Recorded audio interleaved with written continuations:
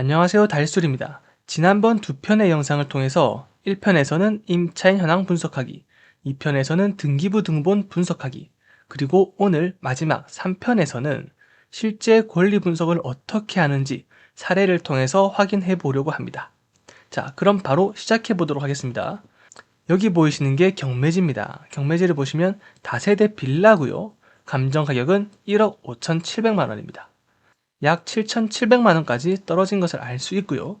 내려가다 보면 매각 물건 현황이 보이는데 이 부분은 이 부동산에 대한 기본적인 현황을 나타낸 거기 때문에 그냥 읽어보시면 됩니다. 우리는 임차인 현황과 등기부 현황을 볼 겁니다. 자, 임차인을 보니까 임시가 있습니다. 전입일자 언제입니까? 2021년 3월 5일이네요. 그럼 대항력은 그 다음 날인 2021년 3월 6일에 발생합니다. 확정일자 받았네요. 확정일자 받는 이유는 우선 변제권이라는 권리를 얻기 위함이라고 제가 말씀드렸잖아요. 이 우선 변제권을 얻기 위해서는 확정일자와 대항력 동시에 둘 다 갖춘 그날 발생한다고 했습니다. 그럼 우선 변제권도 2021년 3월 6일에 발생하게 되겠네요. 배당 요구 역시 배당 요구 종기일 이전에 했기 때문에 적법하게 했다라고 볼 수 있고요. 임차인 현황 분석은 여기서 끝이 납니다. 그럼 두 번째 무엇을 봐야 됩니까? 등기부 등본 분석해야겠죠. 등기부 등본을 보니까 근저당권이 있습니다. 언제 설정되었습니까? 2012년 3월 28일에 설정이 되었습니다. 이 근저당권은 돈이 목적인 권리이기 때문에 말소 기준 권리가 될 수 있다고 말씀드렸습니다. 말소 기준 권리는 이 권리를 포함해서 그 이후에 설정된 모든 권리들이 소멸된다고 말씀드렸습니다. 세 번째, 이 임차인과 등기부 현황을 비교하는 겁니다. 어떤 기준으로 비교를 하냐? 날짜를 기준으로 비교한다 했습니다. 임차인은 2021년, 등기부 등본상의 근저당권은 2012년. 누가 더 빠릅니까? 등기부 등본이 훨씬 빠르죠. 따라서 이 임차인은 대항력은 2021년 3월 6일에 발생했지만 그 대항력을 주장할 수 없는 후순위 임차인이더라. 따라서 배당을 전액 받지 못하더라도 받지 못한 보증금을 달라고 주장할 수가 없더라. 결론 내겠습니다. 등기부 등본을 봤었을 때는 근저당권을 포함해서 밑에 있는 모든 권리는 소멸되기 때문에 권리상 하자가 없음. 그리고 임차인을 보더라도 대항력을 주장할 수 없는 후순위 임차인이기 때문에 입찰을 하려는 우리의 입장에서 이 임차인을 신경 쓸 필요가 없음. 권리상 하자가 아무것도 없는 안전한 물건이라고 보면 되겠습니다. 그럼 우리가 해야 될 거는 입찰 금액만 산정하면 된다는 겁니다. 이렇게 첫 번째 사례 확인해 봤고요. 두 번째 사례도 보겠습니다. 아파트고요. 감정금액은 9,100만 원이네요. 그리고 현재 굉장히 많이 유찰이 되었습니다. 어떤 이유인지 살펴볼게요. 임차인 현황과 등기부 현황 바로 보겠습니다. 임차인 있고요. 전입일자 2016년 4월 25일입니다. 대항력은 다음 날인 2016년 4월 26일에 생기고요. 확정일자 4월 12일 미리 받았네요. 우선 변제권은 확정일자와 대항력 모두 갖춘 2016년 4월 26일에 발생할 겁니다. 이렇게 임차인 분석 끝마칩니다. 다음으로 등기부 등본입니다. 압류라는 권리가 있네요. 돈이 목적인 권리란 거 알고 계시죠? 그렇다 보니까 말소 기준 등기가 되고요. 이 권리를 포함해서 이후에 설정된 모든 권리들은 소멸하기 때문에 권리상 하자가 없는 깔끔한 물건이라고 보시면 되겠습니다. 설정된 날짜 언제입니까? 2018년이죠.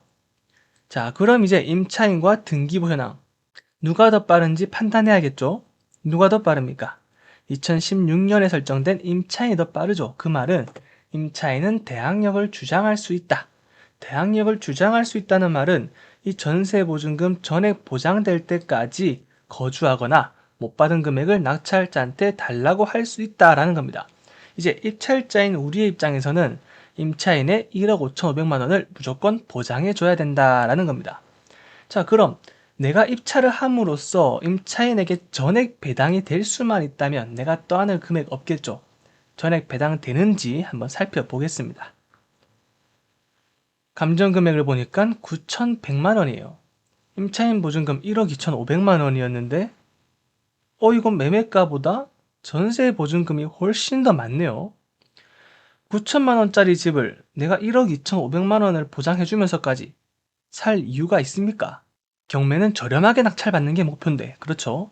그래서 이 물건은 아무도 입찰을 하지 않는 그런 물건이 돼버립니다.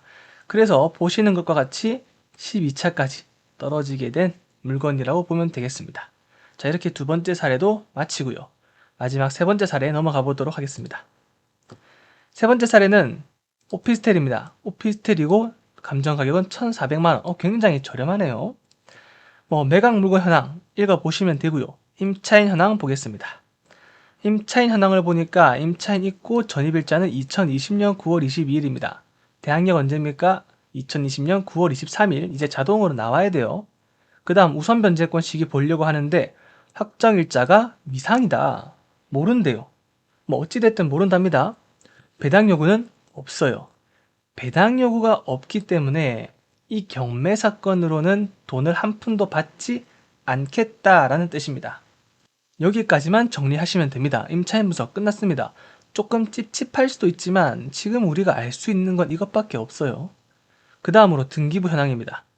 가압류 있습니다. 돈이 목적인 권리죠.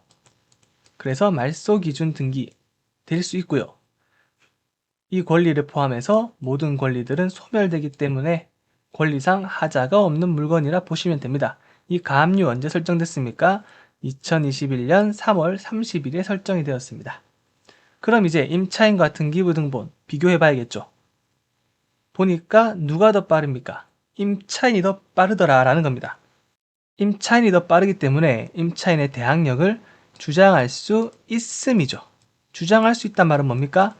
보증금 전액 받을 때까지 버틸 수 있다. 못 받은 보증금 낙찰자한테 돌려달라고 할 수 있다라는 거예요. 그럼 이 보증금이 얼마인지 아는 게 굉장히 중요한데 지금 미상이랍니다. 보증금이 얼마인지 몰라요. 이게 무슨 말이냐면요. 예를 들어 1,000만 원의 낙찰을 받는다 하면 1,000만 원 중에 임차인한테 배당 가는 게 하나도 없어요. 하나도 없단 말이에요. 그럼 임차인 보증금이 또 예를 들어서 500만 원이라 볼게요. 그럼 내가 실질적으로 1,000만 원에 샀지만 500만 원을 추가적으로 줘야 돼요. 1,500만 원에 사게 되는 겁니다. 집값이 1,400인데 더 비싸게 사게 되는 경우죠. 그렇기 때문에 이 경우의 핵심 키포인트는 뭐냐면요. 미상인 보증금을 얼마인지 확인하는 게 가장 중요합니다. 지금 이 경매 사례로서는 알 수가 없어요. 그럼 어떻게 해야 된다? 내가 조금 더 노력을 기울여야 된다. 전세 실거래가 또는 월세 실거래가 이런 조회할 수 있고 표본이 어느 정도 있다면 인터넷 검색으로 알 수 있겠지만 그렇지 않다면 실제로 발품을 좀 팔아서 우리가 시간, 노력을 들여야 된다는 겁니다. 그래서 이 물건 결론, 등기부 등본상 하자는 없지만 임차인이 대항력을 주장할 수 있고 보증금이 미상이기 때문에 이 보증금을 알아내는 것이 중요하다라는 걸 끝으로 이 사례까지 마치겠습니다. 자, 이렇게 총 3가지 사례를 살펴봤는데 권리 분석하는 거 어렵습니까? 쉽습니까? 쉽죠? 제가 쉬운 사례만 가져왔냐고요? 아닙니다. 대부분 90% 이상 이런 식으로 분석을 하면 해결이 됩니다. 그렇기 때문에 어려워하지 마시고 제가 올렸던 1편, 2편 영상을 보시고 온다면 정말 전문가 못지않게 권리 분석을 하실 수 있을 거라고 생각합니다. 마지막으로 제가 이 내용들 한번 간단히 정리하고 오늘 영상 마치도록 하겠습니다. 핵심을 요약해 볼게요. 첫 번째, 임차인 현황을 파악합니다. 임차인 현황을 파악하는 것을 통해서 대항력이 언제인지, 우선 변제권이 언제인지 파악을 하는 겁니다. 두 번째, 등기부 등본의 최선 순위 권리, 말소 기준 권리를 확인하는 겁니다. 말소 기준 권리, 돈이 목적인 권리들이죠.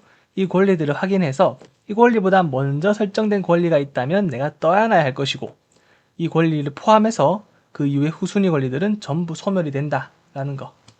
그리고 세 번째, 임차인 현황과 등기부 등본을 비교해서 순위를 정하는 겁니다. 그리고 우리가 떠안아야 하는 금액이 있는지 확인하는 거. 임차인이 선순위 임차인이라면 전액 배당 받아 가는지, 전액 배당이 되지 않는다면 못 받은 금액은 내가 줘야 되니까 그 금액은 어느 정도 될지, 후순위 임차인이라면 대항력을 주장할 수 없기 때문에 내가 신경을 쓰지 않아도 된다라는 것, 그런 부분들까지 확인하고요. 마지막으로 여러분들이 입찰 금액을 얼마로 산정해야 될지, 까지 한다면 완벽한 권리 분석이 되겠습니다. 자, 이렇게 총 3편에 걸쳐서 권리 분석하는 방법에 대해서 알아봤습니다. 이 영상이 도움이 되셨다면 구독과 좋아요 눌러주시면 감사하겠습니다.